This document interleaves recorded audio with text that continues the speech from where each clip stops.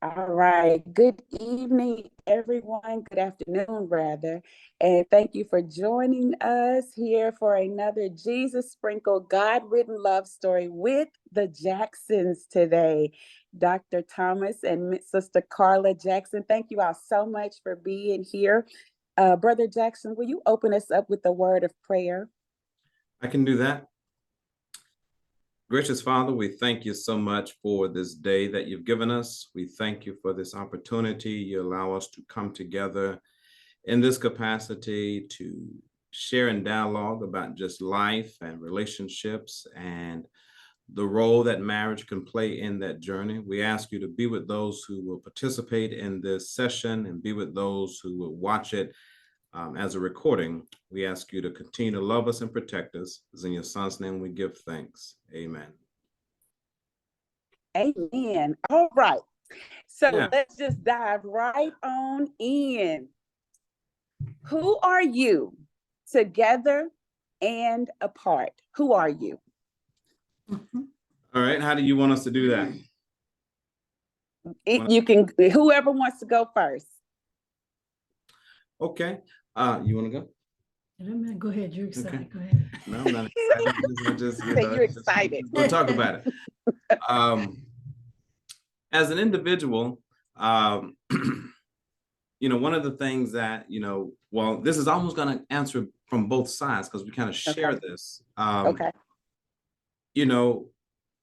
We are clear on who we are as individuals, even while we were dating, that our approach has been be clear about who you are as an individual. So when we come together, because we know who we are, when we come together, it's not about the other person making the other person happy.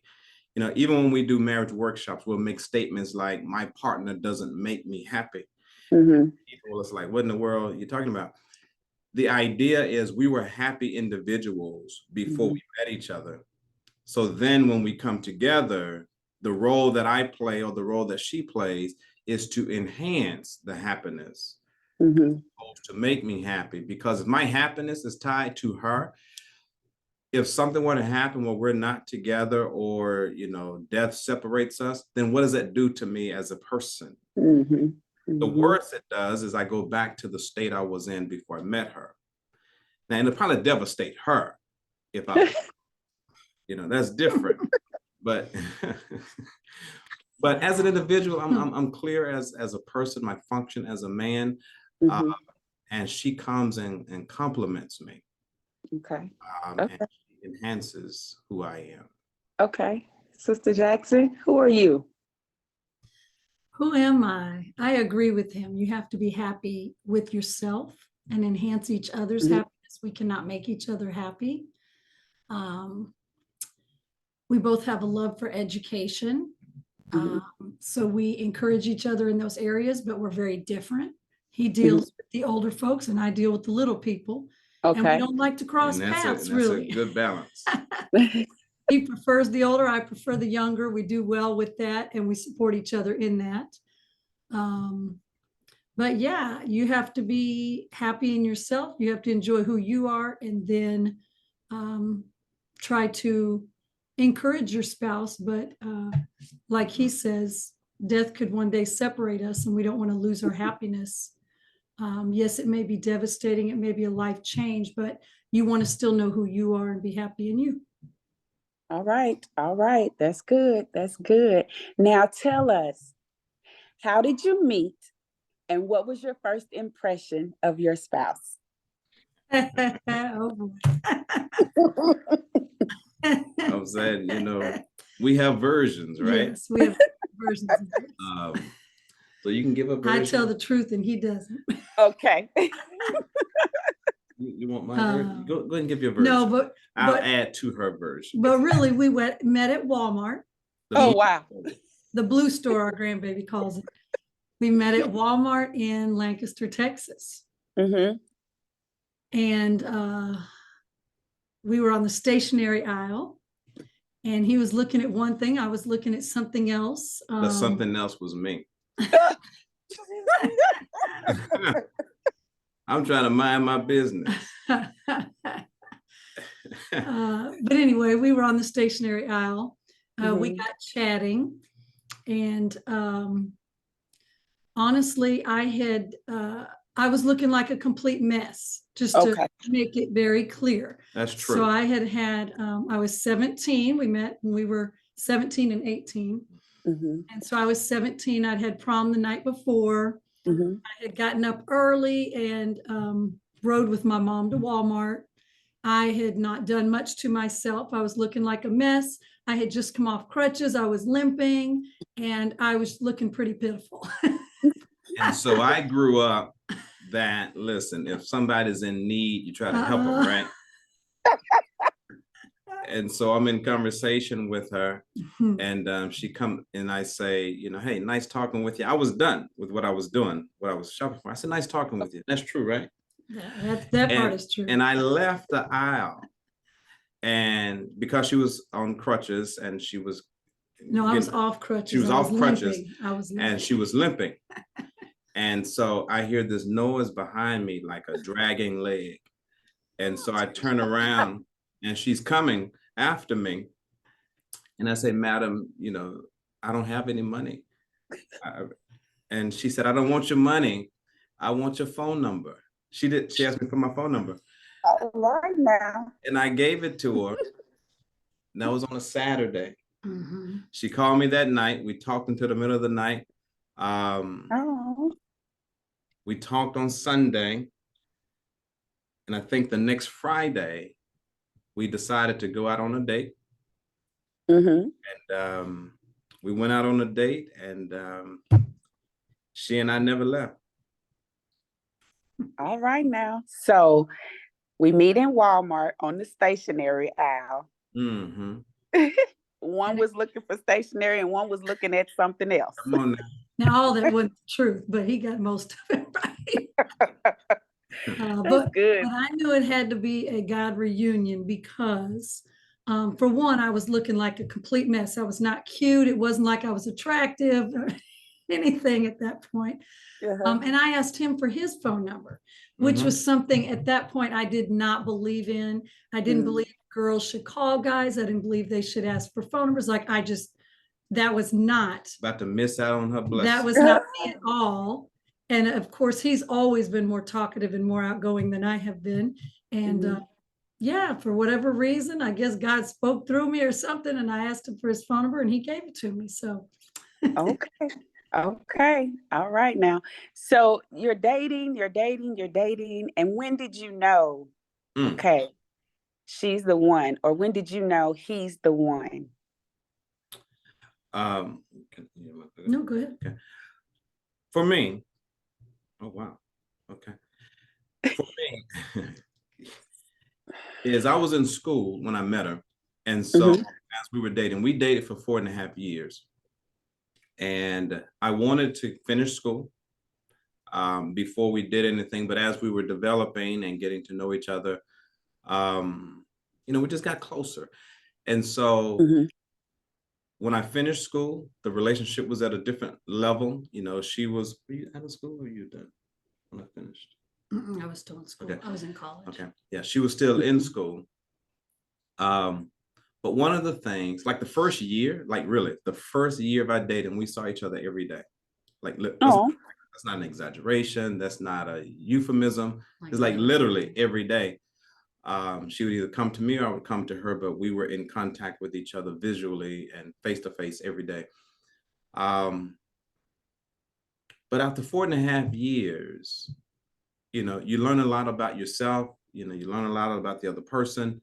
And for me, it was, in my mind, based on everything that was happening, you know, whether it was really good, whether it was not so good, the conclusion for me that, hey, it's time for me to just stay right here is the question I asked myself to get the answer to was, if nothing ever changed, if the things that I'm not crazy about didn't change, could I deal with that?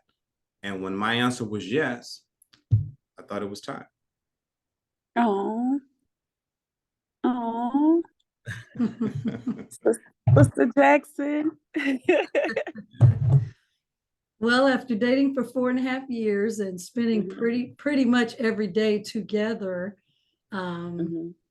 I just didn't see us doing anything different. There was no reason to keep doing the dating for the rest of our lives because I didn't see anything changing. I saw us together for the rest of our lives. So it was time to make the official change.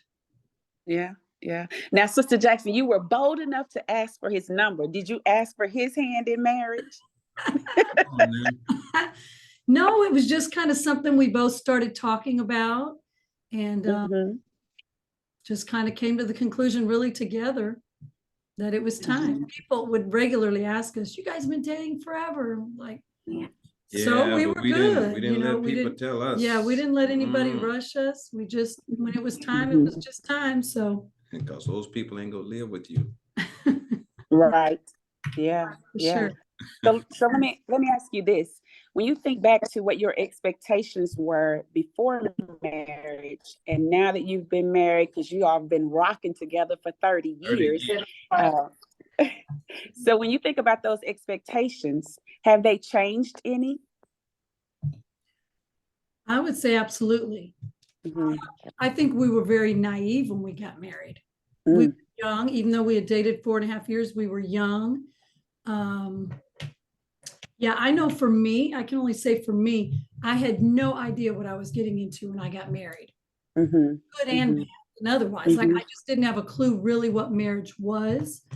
Um, my parents, I don't remember how long they were married, but my parents divorced when I graduated high school. Literally, I Mhm. graduated the next month, they divorced. They were waiting on me because I was the baby in Mm. high school. So I saw a lot of arguing growing up. Mhm. Um, and I just didn't really have a clue what marriage was other than what I had seen. And so I just think, I had this naive idea that we're just going to get married because we love each other. We've dated for 4.5 years. It's been great. So everything's going to be great, right? Yeah. Mhm. We're going to work it Mhm. out. If there's issues, I just thought, oh, issues, that's little stuff that you just kind of move on through. So I Yeah. just really didn't have a clue. And then, like, he's the baby of 5. I didn't know Mhm. what that meant. Well, you need to know that when you're getting married, if you're marrying a baby of 5 versus Wow. the oldest of 5, or like his oldest sister was the mother hen, it's very different personalities. There's very different expectations, like stuff like that. I was just completely naive to. I had no idea.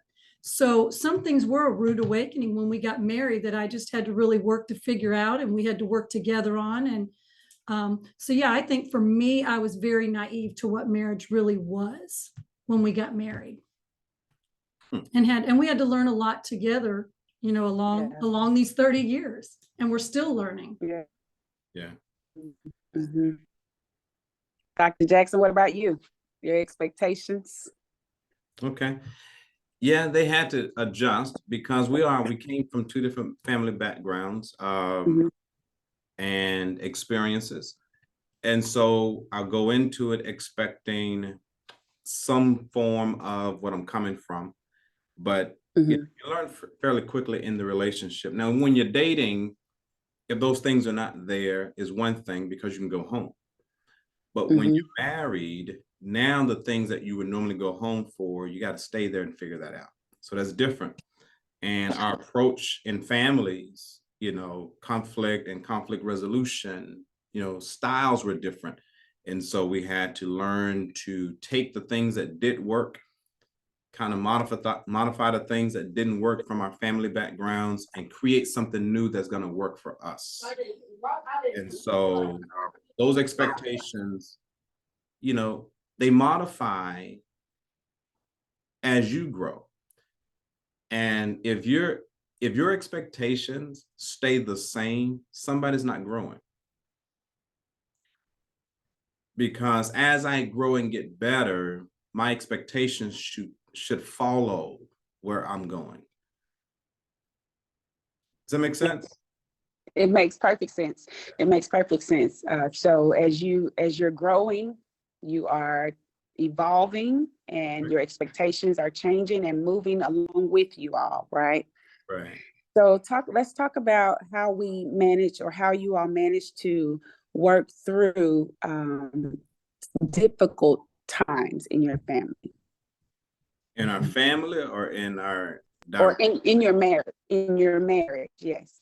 I just pretty much tell him when he's wrong, then we move on. Okay. Yeah, No, I'm just kidding. she'll do that.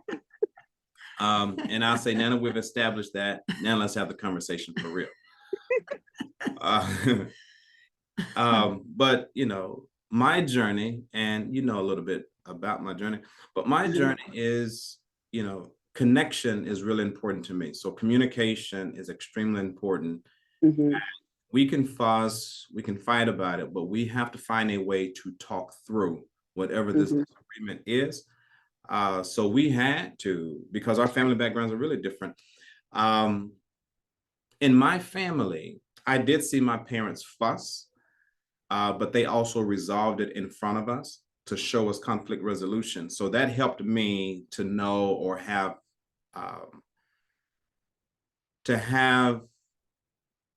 the know-how that you can resolve conflict. The conflict doesn't have to end unresolved. So for me, it's been more of, let's find a way to connect, communicate, even with our differences. We don't have to agree, but we need to find a way to understand what the other person is saying. And then we figure out how that's going to work for us moving forward. That's my approach. And I Can't hear you. Because I have to take the mute off. That's right. I said I like that, and that's good. And I appreciate you all for being honest and transparent right now. This is going to help someone down the way. So tell me, can we unpack the concepts of trust and boundaries in the context of a godly marriage?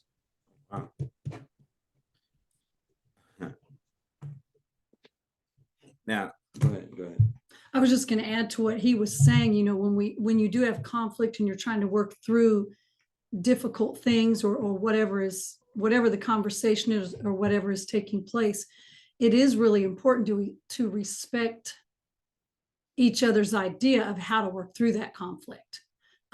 Because that has been a struggle on and off. You know, he is very much about connection, and he wants to take as long as it takes and walk through it and work through the situation. And I'm more of the more direct person, like, let's just hit it on the head, hit the nail on the head. That's what it is. And let's move on. Like, so both of us have to work with that, where he has to, you know, I have to stretch myself, because if he doesn't feel like it's resolved, he wants to continue until he feels like it's resolved. And I may already feel like this is resolved. We've talked it over 6 times. We both got what's going on. Like, let's go. Next topic, next topic, you know. Yeah, that's just so and it's not resolved. And I'm like, there's not much more to resolve. We're going to go to bed. We're going to wake up feeling good tomorrow. We're going to move on. But he doesn't feel it's resolved. So there is some stretching there on both parts. And he's always used a good example, like in his preaching and teaching, of the, you know, the gallon size, what do you call it? Gallon size and the pint size person, I guess. Where he may be that gallon size, you know, I may be that pint size. And so he's going to have to bring it down a little bit to connect with me. And I'm going to have to push myself closer to that gallon size to connect with him. And it can be a very big struggle, but that's where respecting boundaries come in, that, okay, he needs more. So I've got to push and try to hang in there longer. And let's really try to help him feel this connection and feel like we've accomplished what we need to accomplish. But on the flip side, when I'm like, I'm just done, I have nothing left to give right now. You know, I need him to be able to say, okay, we can pause. We may need to come back to it, but we can pause for now. So there is definitely some meeting in the middle when it comes to conflict and boundaries. And Can I say something about that? Because she's absolutely. She's, you know, she's semi kind of preaching. But, you know, that's very true, because now, as it relates to the unresolved thing, and we know it's not resolved because it's going to come up again. It's just going to come up in a different form, right? And so that's because we kind of left it somewhere. But when she's talking about that gallon pint thing, I'm really about narratives and connecting with, you know, so I tell stories. Mhm. And Mhm. even when I'm trying to make a point or share a thought, I'm gonna tell a story about something else. And she's like, what does that have to do? Or 6 stories. She's like, what does that have to do with anything? But if you follow me, I promise you by the time we finish, it's gonna make sense. But the gallon pint thing is when I'm pouring into her, sometimes Mhm. I pour too much because Mm. if you're a gallon, you're pouring too much and it's overflow. And I Mhm. have to learn to be aware that on that particular topic, she may not be gallon. Mhm. And so Mhm. I have to learn that when she says, I can't take anymore, to not force my overflow to keep going. Yeah. And when she's giving back, if she's giving back as a pint on that subject, because sometimes we switch. There are subjects that are a pint and she's a gallon. Mhm. If she's Mhm. giving back as a pint, and I'm saying, but what else? Give me more, give me more. When she says, I have nothing else to give, she's really telling the truth. Mhm. Mhm. And I have to be able to hear that for real. Like, no, she's really tapped out. And to force her to continue is now becoming selfish. Mhm. You know what I mean? That's good. Yeah. That's so good. You, well, let me back up just a little bit so we can help the audience to understand, because I know what you do, but the audience may not know what you do. By profession, what is it that each of you do? We love each other. Okay, there it is. It's our first profession. Okay. No, by profession, Uh-huh. We do a lot. yeah, we do a lot of stuff. By profession, I'm a clinical psychologist. Yes. Been doing that for about 25 years, 26 years now. We've been in ministry about the same time. Mhm. I have a private practice. I'm also a professor in Mhm. psych as well as biblical Mhm. studies. Mhm. Um, a lot of the things that I do, almost everything involve people, human behavior, and some kind of Mhm. everything. Right. Yeah. Right. Yeah. Sister Jackson. Yes, and I work with the little people as we talked about. Yes. So I'm an administrator at a school. Okay. Do pretty much everything that needs to be done there in any capacity.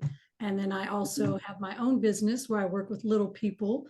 My main function right now is tutoring, helping children learn to read, helping children read better that are struggling due to like COVID and different things, math. Just helping them be strong to start school on a strong foundation. And Mhm. Yeah. Now, love the little yeah, people. yeah. She didn't say this Mhm. why, but like I'm a clinical psychologist. She's actually a child development psychologist. She just doesn't Okay. tell people that. You know, but so from a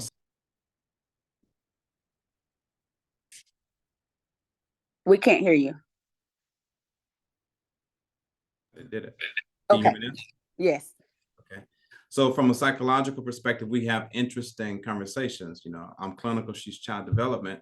And Mhm. so we'll listen to each other. And then when we really do want the right answer, I just write And it down. I just tell them. Write it down on a piece of paper and just give it to her and say, read this when you get a moment. Oh, that's good. Oh, good. Yeah, That's yeah, our yeah. journey. Okay. But it is interesting and it's fun because we can talk through different things again with him talking with older people and me with the younger. And it's just good to be able to talk through some of the situations we're dealing with or whatever and kind of get feedback from each other. And Mhm. he always has more feedback than I have, but that's okay. And I willingly receive that because I like his feedback. And it really helps me, I know, in what I do with my little people. And sometimes Mhm. gives me a different perspective when I have one that's really struggling and just being creative in ways to help them succeed. And so Yeah. that is something that we enjoy and can do and have fun together. But she doesn't pay for that advice. I do not. Danielle. And that's an issue that we're working through right now. No, we're not. Okay. That's Okay. resolved. He just hadn't Okay. figured that out. It's been resolved, right? It's It was resolved. resolved 6 or 7 stories ago. But anyway, so tell us, what role does God play in your marriage? You had asked Mhm. a minute ago about this trust thing. Mhm. Um, trust for me, but it's kind of part of our relationship. Trust is when I make vulnerable to her something that's really dear to me, because I don't know what you're going to do with it. Right. So you could misuse it, you could take advantage of it. Mistrust or distrust is what was important to me is no longer safe with you. And so I keep it, right? You know, why don't you trust me? Because what's important to me is no longer safe. When I trusted you with it, you mishandled it. I was vulnerable with you. I was naked. I was raw. And you took advantage. And so when we are doing that, our level of trust is I got to be able to give you what's important to me with the idea that you may not treat it well. I have to trust that. I have to be vulnerable that I don't know what you're going to do with it. Does that make sense? And so then the boundary side of that is, you know, the way that we work with boundaries is boundaries are not designed to say no to other people. Boundaries are really designed to keep you healthy. So my boundary is I need to be aware of what's healthy for me. Like even emotionally, anger is an emotion that comes up to let you know that your boundary is no longer working. You get angry when your boundary is broken. You know what I mean? And so then I have to figure out, okay, what's going on with my boundary that's causing me to feel this? Because if I can get my boundary back in alignment, then that emotion is not going to be what is manifesting to be. So it's designed to keep me healthy. It's designed to keep us healthy. But a boundary has to be communicated. Nobody can hold you responsible for a boundary you haven't communicated. I don't know when I'm violating it if you haven't told me. Right? So from a God perspective, although I trust her and we try to develop healthy boundaries, while I'm trusting her, I have to trust God that he's going to protect me while I'm still trusting another person. Yeah. That's good. And I'll just add to that, being married 30 years, Why you keep saying 30 years? No, that's a good thing, babe. That's a good thing. I'm saying being married 30 years, we have both failed at that. We have both had moments where we have failed our partner at that very thing. And that's a growth moment. I just think that's something that people need to hear, especially people thinking about getting married. He failed at that. There have been times where maybe he's told me something and I shared it or I used it against him in another conversation or whatever. And he's done the same. And then you realize like how bad that is and how hurtful to your partner that is. And that takes a lot of things. It takes rebuilding trust because now the next time they may not want to share. But if they're not sharing with you, who are they sharing with? You don't want them going and sharing with someone else. So it's going to take some rebuilding of trust. It's going to take those conversations, those hard conversations that say, I am so sorry I hurt you. I realize when I did this, that caused you not to trust me. You know, that caused pain that I can see in our everyday communication now. So it's going to take some rebuilding and it's going to take vulnerability to retrust because it's hard. It's so hard when somebody has lost your trust. To work to build it back. So help us. What does that look like? What is the work that has to be done to rebuild trust? Were you going to say something? It's called respecting the vault. The vault is what I pour into you. I'm pouring it into you. So when you violate the vault, it's like when you share, right? What I just shared with you. See, that wasn't yours to share, and that's a violation. Mm. right? Not saying this, but it would be a scenario like if I shared something with her and then she went and shared it with her mom. Mm-hmm. Conversation, her mom brings it up. Mm. I'm not Yeah. bothered with her mom. Right. Because that's a conversation between mom and daughter. My challenge is with her because she disrespected the vault. I gave you that and it wasn't yours to share. Right? Because see, now her mom's been brought into something. I don't know who her mom's gonna share it with, who she's gonna talk to. And it just creates some other problems. So in rebuilding that is we have to absolutely be vulnerable. Is we have to be almost overboard showing that I'm really trying to show you that that was just a moment that I misjudged. I need to be very vocal. I need to be very clear about what I'm feeling, and it's not one of those you're making me feel. It's right now I'm feeling this and here's why I'm feeling it. And the other person needs to hear it without judging it or trying to defend. Does that make sense? And if I can add to that, some of that goes back Sure. to your upbringing, to your background, especially with us and I'm stereotyping here, but in a white culture, white families are more open to share with the whole family, where Black families are not as open. Again, I'm stereotyping, that's not across the board, but where in a Black family is between husband and wife and no brother, sister, mother, father, nobody knows. Well, but in a white family, it might be that the mom, the dad, the brothers, is like the whole family may know, but they don't share it with outsiders. And so you have to find what works for us. Yeah. Because this is not a white family, it's not a Black family. This is our family.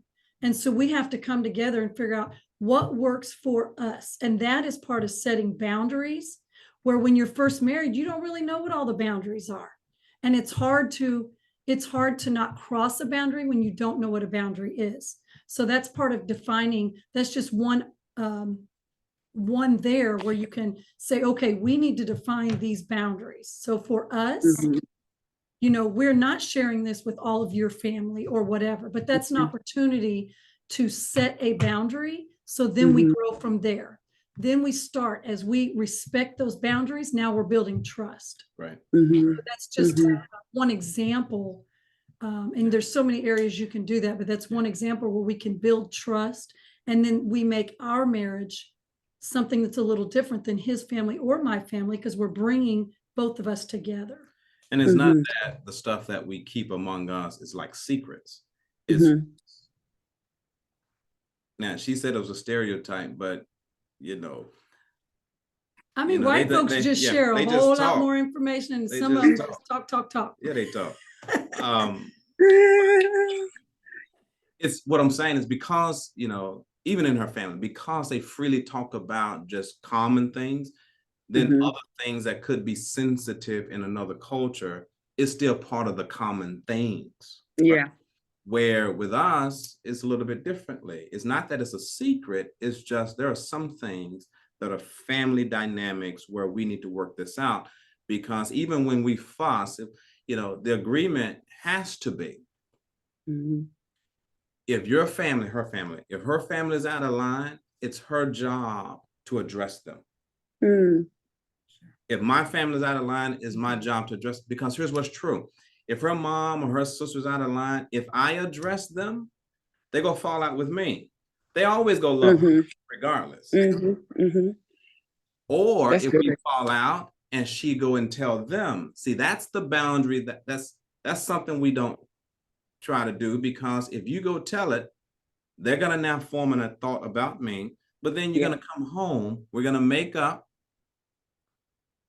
but you're not gonna go back and tell them that we made up, and they're gonna still have this thought in their head, and they're gonna treat me as if I'm still guilty about something because they love her.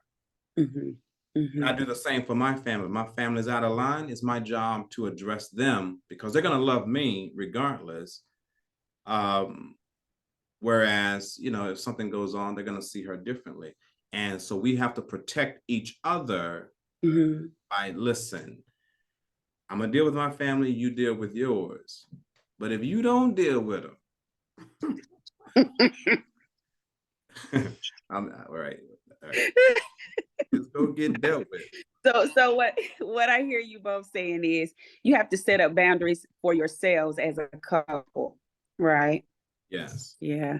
I don't know if you all can see the chat, but Dr. Hardy is saying you build the boundaries for the couple, for yourselves, not necessarily for your family, but for yourselves. That is true. Yeah. And again, the boundary has to be communicated. It needs to be clearly communicated and understood for us to respond to it.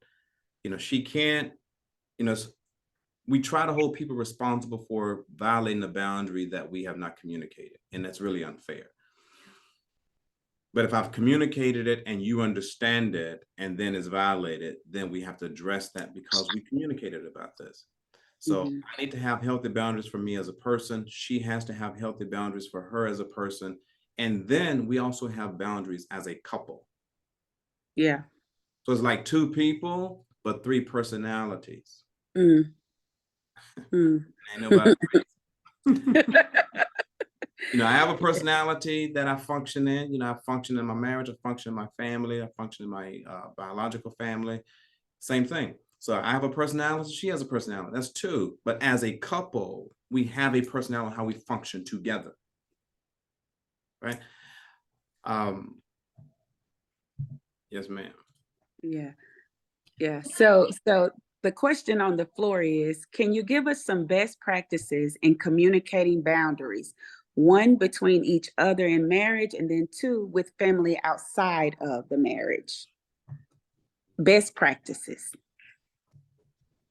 Can I say something real quick? Go ahead. Yeah. Talking about how does God fit in your marriage, boundaries, all of this. When we were young married, someone told us. This is before the 30 years. Okay. Anywho, so someone told us when we were young married, you're going to have conflict, you're going to have problems come up. Don't allow divorce to come into the conversation. And I wish I knew who told me that, because that was one of the best pieces of information we ever received when we were first married. And so every time some conflict or some hurt or something happens that you just don't know what the outcome looks like, don't allow divorce to be even an item on the table. Should we work through this? Should we separate? Should we divorce?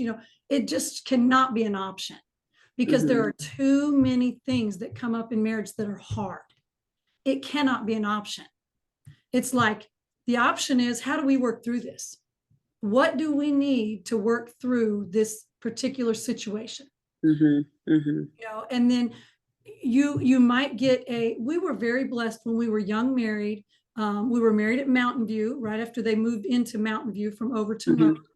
And we were very blessed that we had groups that met like every month, a whole lot of married couples. And so we would meet in different homes every month, us, our kids. And so we had a lot of married couples around us. We had good fellowship. We had a lot of support and a lot of other marriages that we were supporting. We just supported one another. And that is really important. That was such a blessing for us. And I was saying that to make a point, and it just left me. It's okay. 30 years. Yeah. Okay. Well, okay, go ahead. Oh, but don't allow divorce to be on the table as an option at all, because it becomes way too easy. Yeah. That doesn't mean, circumstances may look different over time. It's something, there may be a situation where, but in normal disagreements, conflict is that kind of thing. It shouldn't come up every time you have an argument. Yeah. And one of the things I shared with her when we first got married is, here's the deal. I'm not leaving and I won't be left. Okay. So This. you try to leave me and pack your bags and go to your mama's house. Guess what? I got a bag too, and I'm coming to your mama's house. We'll work it out over there. Amen. But, Amen. Yeah. yeah. Yeah. So let me ask you this. Is there a couple, be it your parents or, family members, is there someone that you can say you have tried to model? Like, did you see a godly marriage along the way that you wanted to say, or you were able to say, you know what, we're going to work it out like they do? Is there anybody, or is there, anyone that you could say that about? Yeah. Before I let you respond to that if you want. You had asked about best practices, Yes. and this may not be the answer that you were looking for. I don't know if we can give really best practices Mm-hmm. because each relationship is going to be unique. Mm-hmm.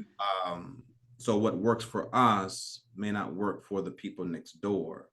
So for us, though, the idea would be find the best practices in your relationship on how to stay connected in conversation, how to stay connected emotionally, how to stay connected intellectually, whatever that practice is for that couple that allows you to be intellectually, emotionally, and even in your behavior to stay connected. Do those things that even when the behavior is not everything that you think it should be, Mm-hmm. whatever the best practice is that keeps you having a heart for that person. Mm. Mm. That looks different for us than it does for, my siblings, in their relationship. Mm-hmm. Because we'll hear things where people say, child, I never put up with that, or man, you shouldn't be dealing with that. But here's what's true. We're all in a relationship, but here's what's really true about the relationship. It's not all right, Ms. Danielle, like when my mom passed, Mm-hmm. I'm the youngest of 5. We all lost our mother. I was dealing with it differently than they were. Mm-hmm. And they're like, you should be different about this. This is what you do. You should be responding differently. Can't believe you're having this much trouble. And my communication to them, and what translated to the relationship, is yes, we lost the same person, but we didn't lose the same thing. Mercy. Mm-hmm. See, my relationship with my mother was different than it was with you. So when you lost her, you lost that relationship. I lost something different. Same person, not the same thing. So when we talk about best practices, yes, we're all in the relationship, but we're not experiencing the same thing. Right. And so the best practice, the best I could do with that is whatever that practice is that keeps you intellectually connected, emotionally, and behavior, do that thing, because it's going to work for your environment, even though it may not work for ours. And we have to respect that, your journey, how you resolve that may look differently than the way we do, but our encouragement is just resolve it, whatever that looks like. Yeah. So you okay. Just to add to that too, I think you can do things on purpose to reduce the amount of conflict or to make it easier to work on the conflict. Just simple things like continue dating each other. If you never have any time for each other, it's hard for you to keep that heart for each other. So you have to make time to just enjoy each other. You've got to be able to just date, go out and do things that you love doing. You're going to have fun. You need to be able to laugh together. And then you need to have other times that are set to, we need to talk through this hard thing. So let's go to Olive Garden, or let's, find somewhere that you can go where there's no children distractions, no whatever, and really plan to work through that particular situation. So there's just things that you can do to stay connected with each other, but you have to do them on purpose. Be kind of accidental. You have to purposely do those things to stay connected with each other. Now, here's a best practice for real. Okay. If you have to have a hard conversation, is what? I almost know what you're No, gonna say. no, Go no. ahead. You know what I'm about to say. Okay. If you have to have a hard conversation, Mhm. it's good to have that conversation. Go to an ice cream parlor, get some ice cream, y'all sit down Mhm. and have your ice cream with your cookie dough and your Reese's and your Okay. Snickers in it, Mhm. and have that conversation. That's going to relax the mood. You're still going to Yeah. talk about it, but here's what's happening. While you're having a hard conversation, you're both emotionally connected to something you enjoy. Mhm. You're Mhm. not on opposite sides, right? You're in the same room and we're enjoying ice cream together. That's our connection while Mhm. we talk about something that's difficult to talk about. Yeah. Yeah. And Yeah. if it gets too hard and she's about to say something that you don't like, you have to pretend like she got some ice cream on her lip and you just wipe it off and she'll change her mood. My goodness, that's good, Dr. Jackson. So, a public place is a good place to have those hard conversations. Yeah, because when we stayed home, see, in public, she doesn't hit me. So I'm just teasing. I know it. I know it. I know it. Yeah, in public, we can kind of That's really control. good though. For real. In public, it changes the mood. Yeah. Get out of Yeah. the normal thing. Don't fuss in the bedroom because you got to sleep there. Don't Right. That's good. That's so good. Now, can you point to a godly couple or maybe just a couple that you knew that toughed it out and you could look to them for strength and encouragement? Oh, goodness. I would say we had a few couples. Mhm. Because we were married young at Mountain View. We had a Mhm. lot of married couples there. Some we were closer with than others, Mhm. but we hung out with a lot of older married couples regularly. Most of it was Mhm. church events, but then, just being very involved in the church and with married couples really helped because then you end up going to barbecues and just different things where you're outside of the church setting. And that's really where you get to know people. You don't get to know people well in church, but going doing things outside of the church building with Christians and with married Christians just really makes a world of difference on your marriage, I believe. Yeah. So we had, Real couple. what'd you say? She had asked the name of a couple. Oh, Oh, if you can or want to. um, Good. I just wasn't trying to say names, but like worse. You have anybody specific you want Um, to name? No, it's up to you. It's up to you. Um, Why you want well, these okay, names? What you gonna okay, do with here's It's it? so what I funny prefer because I not- want to go sit at their feet. No, I'm kidding. I You don't don't know usually, these people. honestly, I don't really tell people who I talk with because Okay. we have a very minimal number of people that we talk to about very intimate things in our marriage. Okay. Okay. And we do that on purpose. Right. So we had lots of couples there that we connected with, which was very healthy for our marriage. But as far as talking about very specific things like, we have tried to work through this. He's not hearing me. I don't feel like he's hearing me, or the vice versa. I'm not hearing him. Like, we're not working through this. And right now, to be honest, I don't like him. She ain't talking about like I'm now, just though. saying. I mean, you're gonna have It's those not like moments. right now. She's talking about Right. Right. Explain that. Explain. I like him right now. Yeah, she's talking about like right now. No, right now we good. No, but Yes. you're gonna have those moments where you just Mhm. feel like we're not getting through this. And you don't want to continue to grow further and further apart because if you don't resolve something, that can very easily happen. Mhm. Yeah. So So, would you say it's um, good though to have a couple that you can go to that you trust with? Yes, I would say it's good, but I would say it needs to be somebody that you have built a relationship with. So you believe you can trust them, Yeah. that they're not going to share your business. You need to at least have that trust. Yeah. And then I know he and I individually have had, a person that we have talked to over the years, just individually. So it's somebody, mine was a mature Christian woman, and I don't want to say her name, but That's fine. I had a woman that I just will call when anything, if I'm just like at the end, like I don't know how to move forward. and again, I'm not trying to let divorce enter into this, but right now Mhm. I don't like any of this and I just don't know how to move forward and I can't keep moving, when you're just Right. at the very end, like, so yeah, I had a Christian woman that I would call and he would call and we surrounded ourselves with married couples in the church. And then we do have like one couple that we talk with on and off and share very detailed information. They pray with us, they'll talk with us. And I think that's very healthy.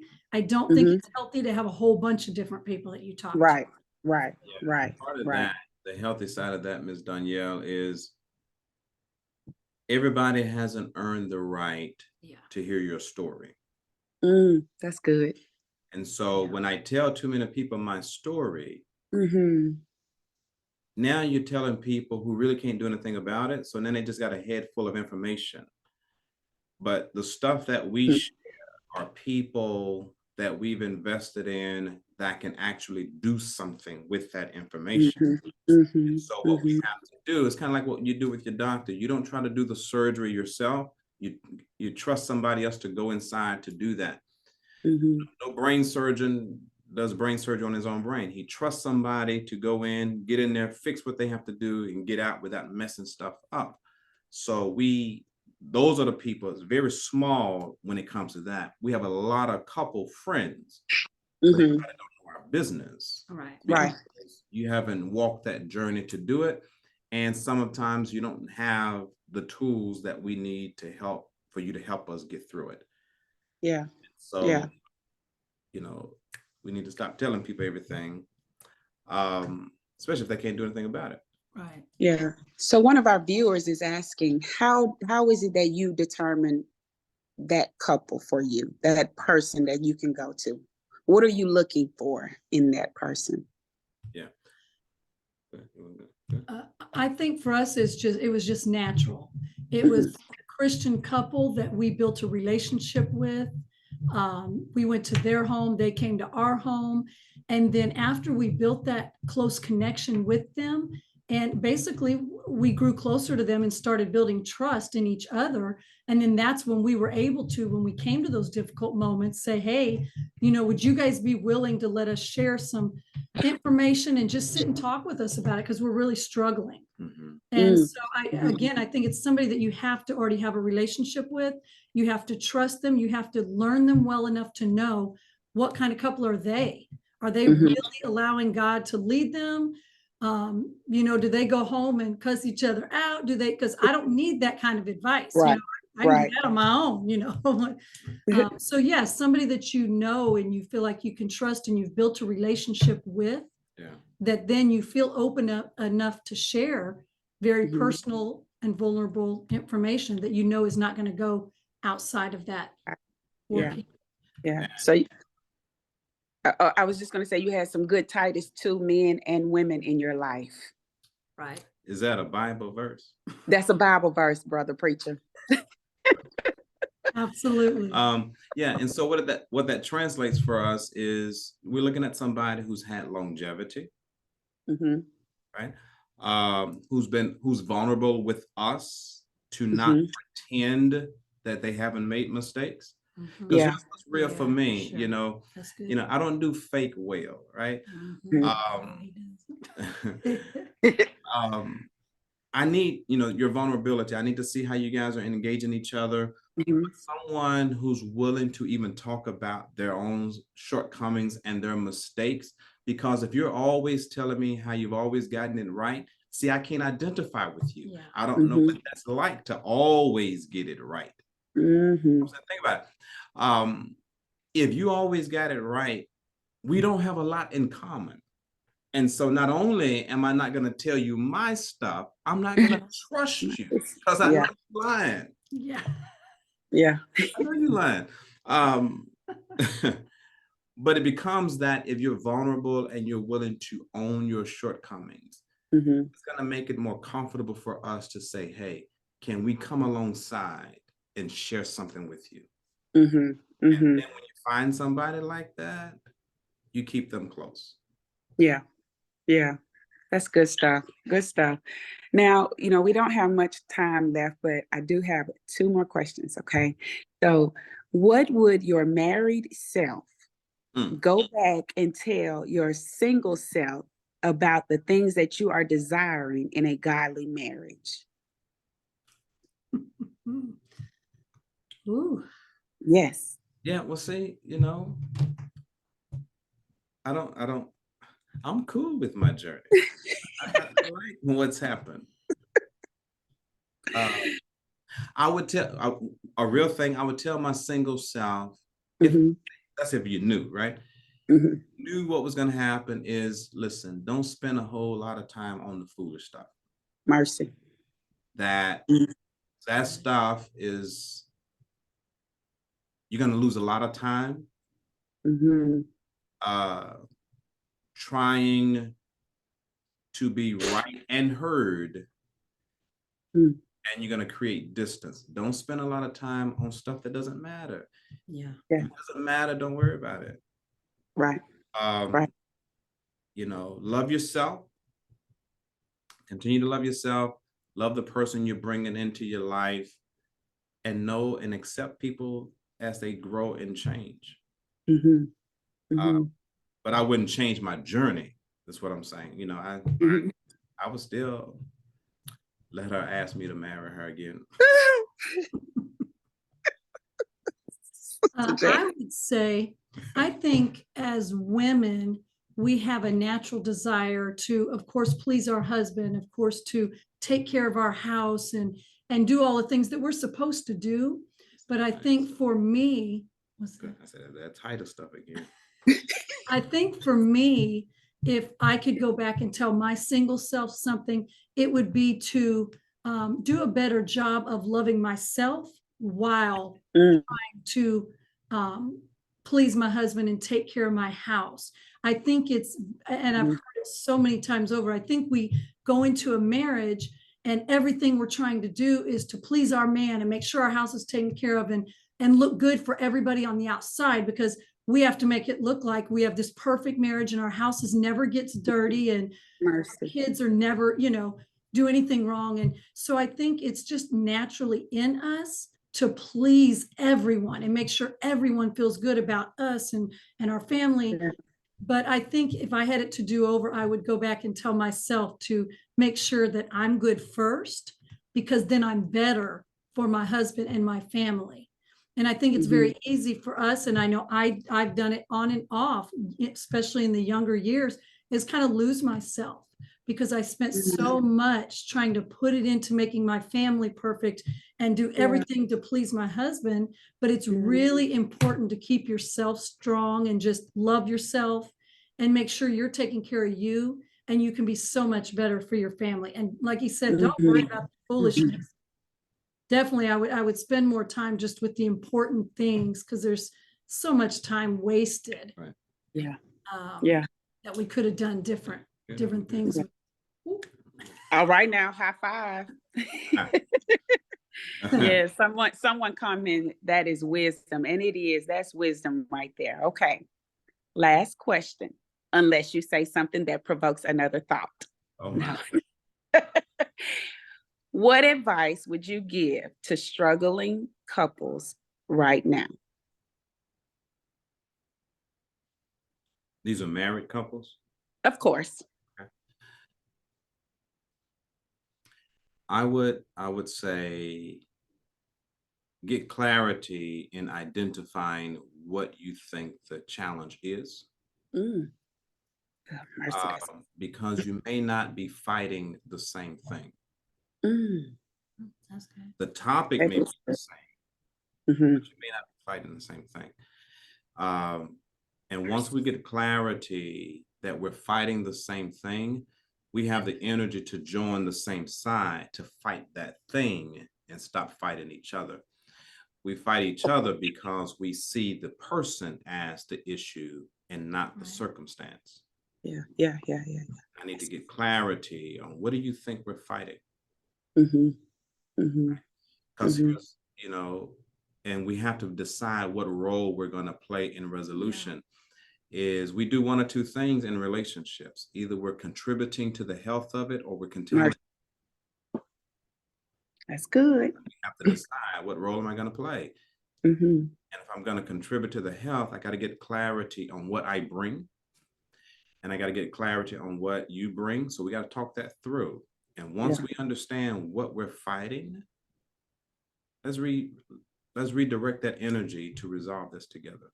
That's what I would say. And if I can Yeah. just add to that, you have to decide what you're bringing, and if you know your spouse is just saying stuff, everything does not require a response. If Mhm. he's just Mhm. flooding at the mouth for whatever reason, maybe don't he's do that. angry, maybe he doesn't, whatever the issue is, when you have issues, all kind of crazy stuff just seems to happen. Mhm. Just That's what we saw on the internet. stop it. Okay. But you don't have to respond. If your partner says something and you know it's rude, you know it's out of line, you know it's whatever, it's inappropriate, Mm. there's no reason you have to tell them that's totally inappropriate. They know that. They knew it before they said it. Mhm. Like there's Yeah. just no need. And that would keep down a lot of just constant, you'll find yourself constantly arguing, and the arguing never ends because nobody will stop talking. So if you know that person is in a bad spot and they're talking foolish, just close your mouth. Just let them have their moment. It doesn't make you weak. It just, Right. you have to be a strong person to be able to do that. And just let them have their moment, let them get it out, no matter how foolish it is, no matter how hurtful it is, let them do it on their own and don't join in.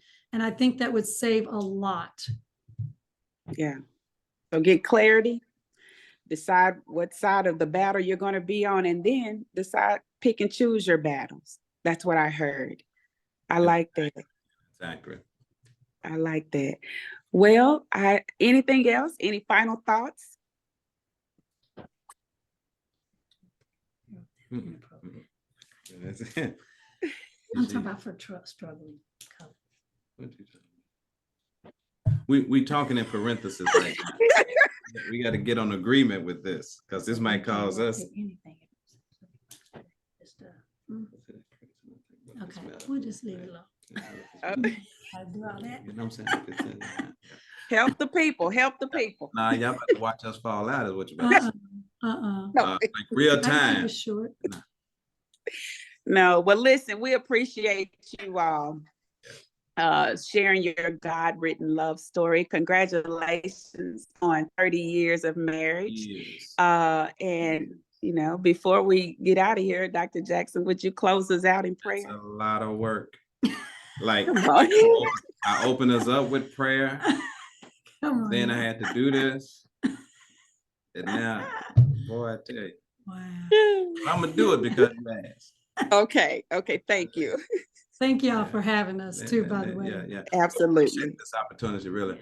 And next time if we do it, then I'm just gonna have a recorded prayer that we can play. Guys, we appreciate it very much. Gracious Father, we thank you so much for love. We thank you so much for the way that you handle us and treat us. Pray and ask that you continue to keep us strong and keep us focused to your will that you would have for us. And for the people who are in the dating stage or single and considering dating, and those who are married, Father, we ask you to give them clarity and continue to direct their steps, that as they come to that place in their life, that they're healthy to be the person they need to be in that relationship. Be with us this day and allow your spirit to continue to reign in our lives. It's in your son's name we give thanks. Amen. Amen. All right. We're going to stop the recording for just a second. Dr. Hart.